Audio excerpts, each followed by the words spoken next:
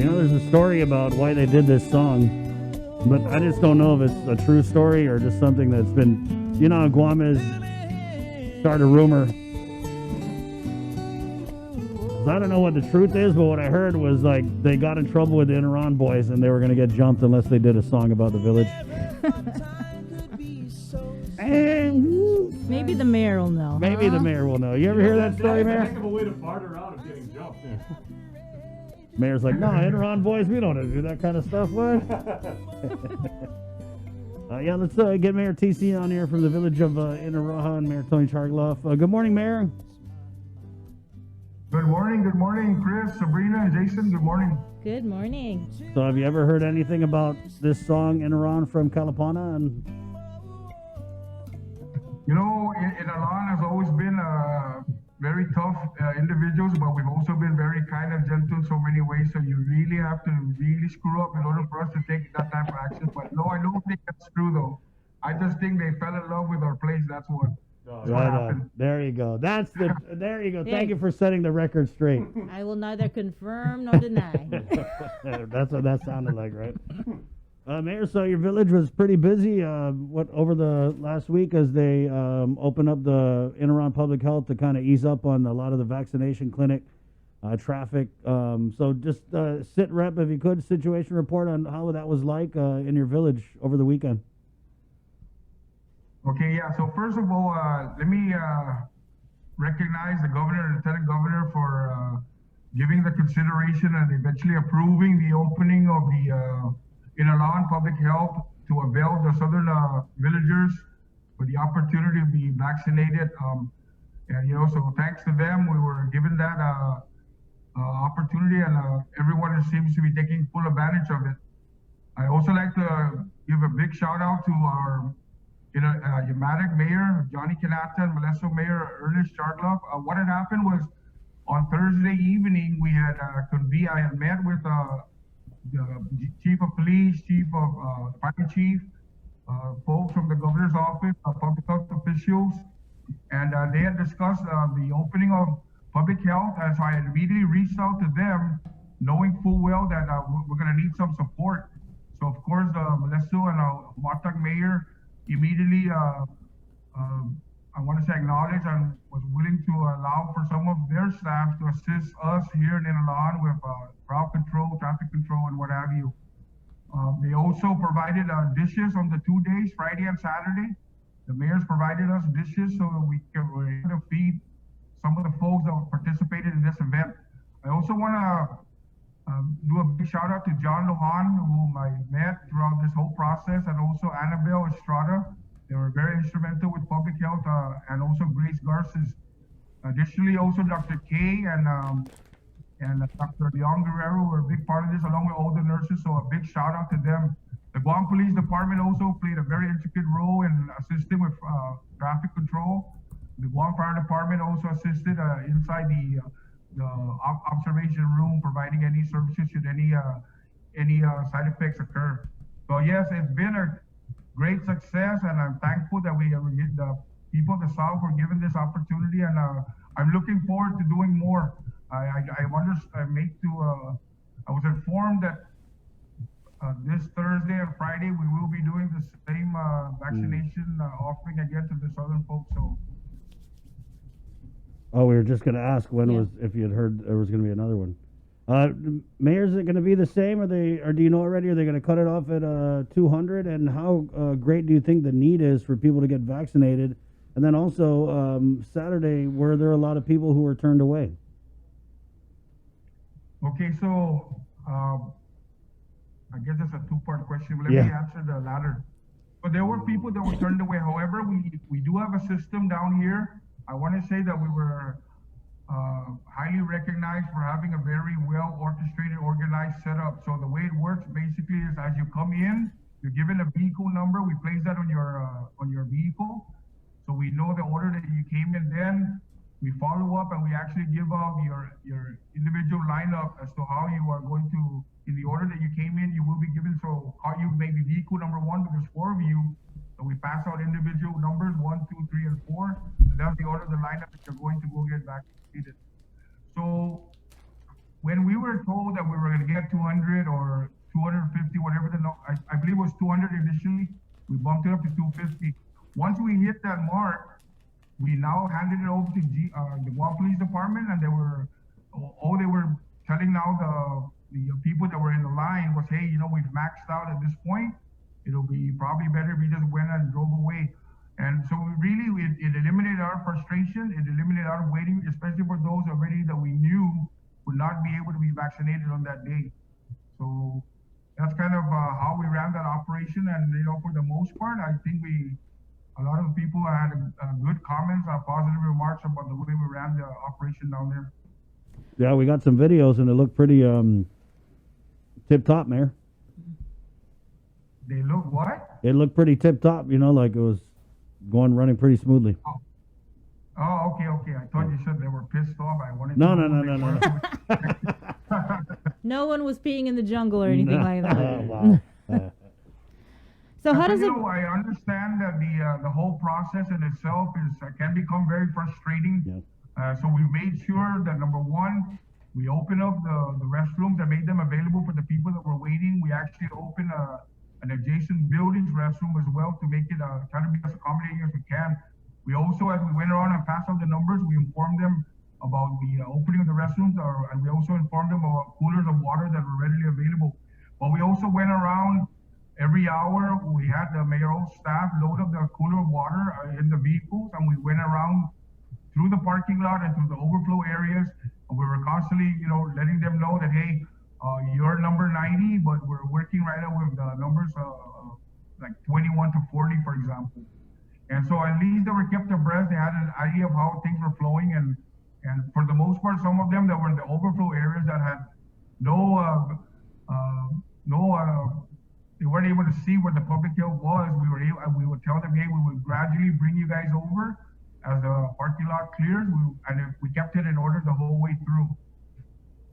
How does it work? You get your ticket, because we heard people last week Friday. They, before it was even 9 o'clock, before the clinic opened, they had already reached their limit for 200, 250 because people had picked up their ticket. So, do you pick up your ticket and you can go home and come back, or how does that work? Or you still have to wait in line? Although you have an established ticket, we ask you to remain in your vehicles, only so that we can continue the order that came in, so that nothing gets, I understand that when people leave the lines, you're normally going to have people that are going to be confrontational and say, hey, that car left, I should be next, whatever. So to alleviate or eliminate any of that, we ask that they remain in their vehicles, and that, I think, worked very smoothly. Okay, Nice. so you still have to just wait. Yes. Okay. Yes. Only because you're as you abandon your, as the saying goes, you move your feet. I mean, you move your feet, you lose your seat. So here's an opportunity, and if everybody else has to wait, then it's only fair that everybody else does the same. So. Right. Okay. I think there's some notes that should be taken from the Southern hospitality and level of comfort that we provide for our Monomco in the South there. So I commend you and your staff for that, Mayor. It sounds like you guys were very, very involved in maintaining the line, which is something we didn't see up at Ukadu, because I went up and I've seen the cars, and I know it's a different situation because of the road there is very busy, but I like that you guys maintain and check on the Monomco in the line and make sure they're okay. Yeah. If there's something that I probably would incorporate now, learning from what just happened the last two events, the one thing I think I would incorporate is that if you showed up and assumingly we've capped off at 250 and you now being the next vehicle, I think what we'll do just to kind of create a level of comfort that they do not have to go through the waiting period again is that after we reach 250, then the next vehicle would issue out your now vehicle number 1 for the next day, vehicle number 2 for the next day, and what have you. So as you show up, you just start parking in the order that we assigned you to. And I think it creates a little bit of fairness because they're not going to have to wait. If they waited already 2 hours, 3 hours to be only told that we're capped off, at least give that consideration, making them now be vehicle number 1. And I think that in itself, that act there, I think would just minimize the kind of frustration moving forward, knowing the level of comfort that you will be guaranteed a slot the next following day. Nice. So they do park in the parking lot. That's correct. And so if that was to happen and we issued out vehicle number 1 for the following day, our staff will be there. And as you show up, you're going to leave that number on your dashboard where we will be able to, where it's visible, and we'll just start slotting you in, and not in the order you arrive, but in the slots that are assigned. So. Got it. Also, what's it like being mayor now? What are some of the things that just wanted to catch up on that, Mayor? We haven't talked to you since. Well, I haven't talked to you since last year. As I have said for past interviews that we've had, I've done this since 2017 in terms of trying to help the people. Right. It is very rewarding. I find it fulfilling, and we're doing this. The office is open at 5 every morning, and we close when business is done. There is no time limit. I mean, I'm willing to open up to 9 o'clock. Of course, that's in anticipation that the restrictions are lifted and the basketball courts are now open and the sports or the playgrounds are open. I'm willing to have staff wait up until 9 o'clock only to secure the lights and make sure that everyone is safe. But yes, at 5 o'clock every morning, this office is open. So that, in a nutshell, by 4:30, 4:45, we're ready to roll here. I did have a couple of follow-up questions regarding vaccinations and whether or not homebound vaccinations have begun yet. So at this point, we're collecting people that are homebound, or we're getting them registered at this point. Dr. K, the public health, had mentioned that once those names have been compiled, they will be putting together a scheduled date, and they will be going out and reaching out to those bedridden or homebound. Okay, so no word yet on when that will begin. No, that has not yet been clarified or confirmed. Mm-hmm. What about, Mayor, you or your staff? Have they given any kind of indication on when you guys would be moved up the line to get vaccination, considering the fact that the mayors and the staff are out there actively helping with this effort? Yes, so actually we were very fortunate enough at the end of everything. We were told that there were, I believe, like 4 still left vaccines are ready. So the 4 staff that I currently have and the maintenance were willing to do it, so they went ahead and did it. So thankfully they got that opportunity. That's awesome. So there were 4, and how are they? Oh, they're doing good. They're great. They're here today. They're out and about doing business as usual. So no side effects, if that was a question. Mm-hmm. So you didn't get vaccinated? No, not just yet. I believe as a servant of the people, I'm gonna allow the folks to go before me and let them get that first. Mm-hmm. Okay. What about the Inarajan clinic just itself? Because we heard a couple months ago that it was going to reopen. Is it open yet, or was it only open for the vaccination clinic? No, so it is my understanding that there was the full intent to open up the services there. I believe somewhere January 21st is what I found out. So thankfully, the public health actually was already in the process of disinfecting and cleaning the area, prepping it up for opening. January 21st, if I'm not mistaken. So we were very fortunate that that it was clean and ready and what have you. So it was an easy thing for, I guess, the governor and the governor to make that decision. Okay, so that's the targeted open, January 21st, and again, more another vaccination clinic. Is that 100% confirmed for this Thursday and Friday? And is it also just for the priority group 1C, 60 years and older? Yes, so I was told that they're just preparing the flyer, everything's all set, ready to go. And yes, it's still in the 60 plus age bracket.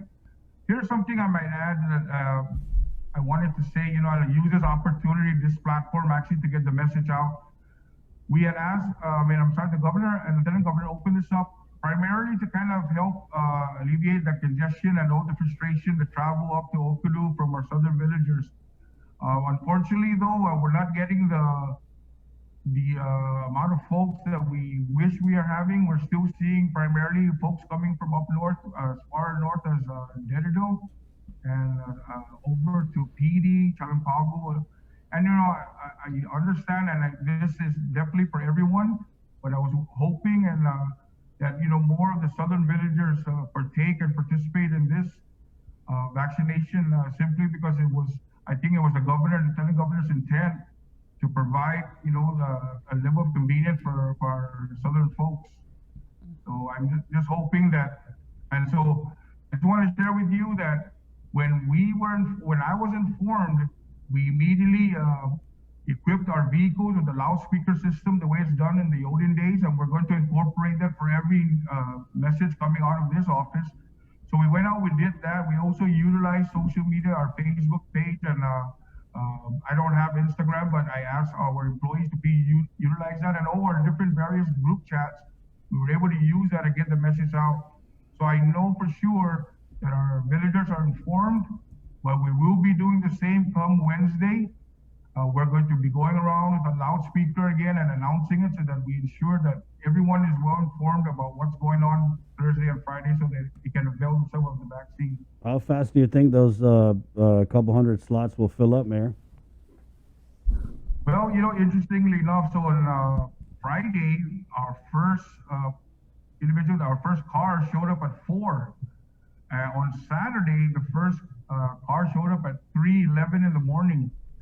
So I think as the word goes out there, that people are aggressively trying to, participate in this, and I applaud them for that. But on Saturday, right around 7:30 or so, we were already capped at 250. 7:30. So, and a lot of the folks actually came and drove down from the northern villages. Barrigada, Dededo, Chalampago, Ordo, and I know that because as we go around, I ask, "Wow, you're early," and what have you, just to kind of get a consensus as I go around where these folks are coming from. A lot of them are coming from up north, and that's perfectly fine. We're not going to discriminate at this point. We all need to get vaccinated out there and take advantage of this. Right. So show up early, and just so you know, cars showed up at 3, 4 in the morning. Okay, so absolutely. But there's one thing I want to add. I want to stress that maybe perhaps to move this in a more expedient manner, maybe we should consider opening up the University of Guam Fieldhouse as well. And I think having an alternative site like that is only going to close the gaps here sooner rather than later. I know that the more sites you open up, of course, people would come, and I know they told me some frustrating stories at Okuru, and I hope that is not a deterrent from them to showing up and getting the vaccine. At some point in time, I know they're going to get just exhausted and just probably wait until much later, and when they need to avail themselves of the services now. Good point, Mayor. So open up the OG Fieldhouse and get a central location, since we now have a southern one and the northern at Ukudu, to kind of complement and ease off some of that flow. Because you're right, basically people from the north are like, oh, let's go to Inarajan, we'll make a trip of it. Well, the one thing Dr. Ho Win mentioned last week when he was on the show was that there are plans to roll out the administration of the vaccines at private clinics. And he was hoping to start that up today or possibly tomorrow. Well, this just in, he's going to be meeting with the governor at 8:30 this morning, Mayor, and he's slated to come on the link right after that. As he said that there appears to be some resistance from public health. I'm not too clear on what it is or how much of it is there, but definitely I think that we need to get the vaccine out to as many people as we can in as many ways that we can. Really? Yeah. Oh, okay. I know that resistance by public health. Well, I don't know. That's just what he said. So 8:30 is that meeting with the governor, and then right after that, if it doesn't go till 10, we'll get Dr. Ho on to kind of let you guys know what's up with that. All right. Mayor, anything in closing you want? What time? I'm sorry. What time was the vaccination clinic for Thursday? What time? Yeah. What's the time? What time does it start? Well, it's normally scheduled 9 to 3. 9 to 3. I believe that it'll still open earlier, only because the last two events, the last Friday and Saturday, we were able to open up right around 8:30 or so. So definitely right before 9. And I'm hoping that it happens the same. We're announcing it. It's going to be announced that it's going to be at 9, but we're hopeful that if the team comes a lot earlier and starts prepping inside, that we're able to open up again a lot earlier. I wish we could start at 5 in the morning or 6. Truthfully, I wish they could, you minimize the heat exposure to the monuncles, especially Right, that this yeah. particular age group, And the Monuncle, they they're like up. to get up early. Right. Sorry? No, they're up. The Monuncle are up at that time. You're right. Good point. Oh, absolutely. And they, the what I wanted to stress regarding that is that Payless opens up at 5 to 6 strictly for the monuncles. So maybe we can follow that same schedule of 5 to 6. Me personally, I love that hour. It's fresh for the monuncles. They can go back home and by 9 o'clock, these monuncles are normally used to taking their naps, and that's their power break. Power nap time. Mayor, it's good having you on. Good to talk to you. Sorry? That's good to talk to you. Thanks for coming on. Okay, well, there's one thing before I close. Yeah, I want to say this is that, my slogan has always been